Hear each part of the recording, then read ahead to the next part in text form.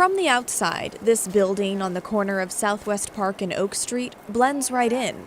Yet it's a new lifeline for those sleeping on the sidewalks. It's actually extremely helpful to even just go in there for like an hour or so just to get out of the cold weather. And then they have like really nice bathrooms here too. It's Multnomah County's Behavioral Health Resource Center, meant for homeless people like Dean and Zach.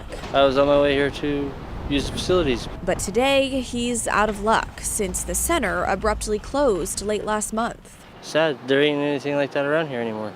Oh, that kind of like shocked me. I was like, oh, like came here ready to, run into some people and maybe try to sign up for a shower or something. County Chair Jessica Vega Peterson says the nonprofit running the site, the Mental Health and Addiction Association of Oregon, decided to close it for more training time for things like overdoses, administering Narcan, and learning when to call for help.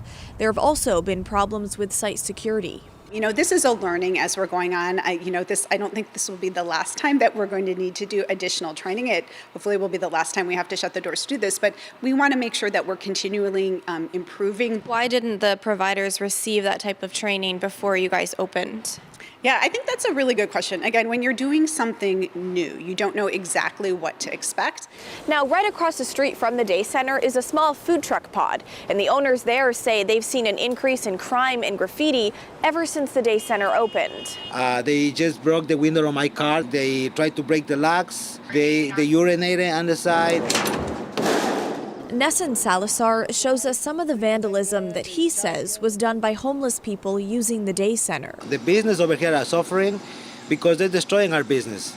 They don't give him a chance to survive anymore. He's now moving his food truck to another part of town. I can't support this thing. I cannot be dealing with this. Yeah, we're engaged in conversation with the neighbors, with the building owners, the businesses around there in terms of the impact. And like I said before, we are committed to being a good neighbor, as well as focusing on long-term solutions. After the increased training, they plan to open shelter space and transitional housing for about 50 people on the top floors, something people like Dean have been waiting for. If they're going to offer something, some kind of shelter or some kind of housing or something, I'd jump on that in a heartbeat. The day center is scheduled to reopen on April 17th, and the county tells us that the housing and shelter programs inside the day center are still on track to open later this spring. Blair Best, KGW News.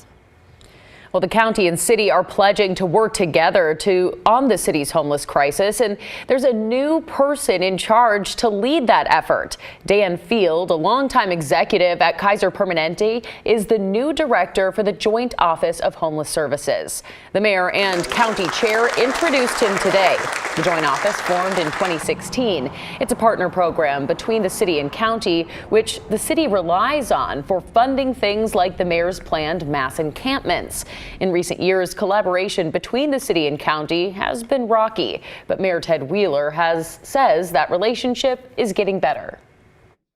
I had 12 meetings yesterday. I had at least 10 meetings on Monday. And what each and every one of those meetings had in common was that every single one of them was about homelessness, or homelessness and its intersection with behavioral health and substance use disorders. That gives you some idea of how important this issue has become in terms of the future of this city.